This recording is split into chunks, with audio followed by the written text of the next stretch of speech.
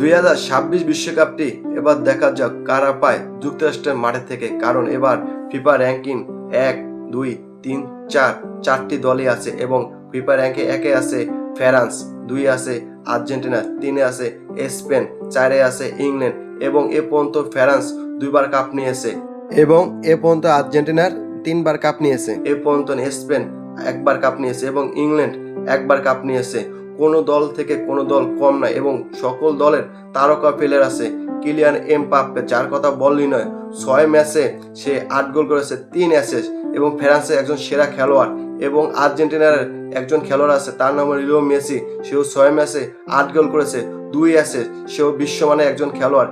স্পেনের একজন খেলোয়াড় আছে, তার নাম লামিন ইয়ামাল, সেও বিশ্বমানের একজন খেলোয়াড় হয়ে উঠেছে, সেরা খেলেছে। দেখা যাক সে কি করে স্পেন হয়ে। এবং ইংল্যান্ডেরও একজন বিশ্বমানের খেলোয়াড় আছে, তার নাম হলো হ্যারি কেন, সেও 6 গোল 2 অ্যাসিস্ট। যে দেখা যাক এবার বিশ্বকাপটি কার হাতে উড়ে, কারণ এবার বিশ্বমানের সকল দেশটি আছে এবং নজিরবিহীন খেলা যেটা কখনো হয়নি ইতিহাসে, সেটা হয়েছে র্যাঙ্কিং 1, র্যাঙ্কিং 2, র্যাঙ্কিং 3, র্যাঙ্কিং 4। কারণ এই কথা বারবার বললি এই কারণে, কারণ এবার মতন বিশ্বকাপ কখনো এর মুখোমুখি কখনো নেই।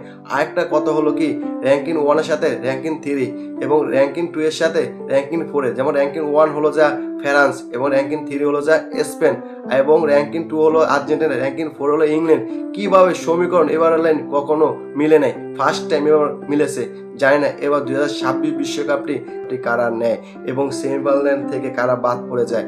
আমি দোয়া করি 4 দল ভালো খেলুক এবং একটা দল বিশ্বকাপ নিউক এবং সবচেয়ে ভালো যারা খেলে তারাই বিশ্বকাপে নিউক। সবাই ভালো থাকবেন। ভিডিওটা ভালো লাগলে আমার চ্যানেলটি লাইক, কমেন্ট, শেয়ার করে দিবেন।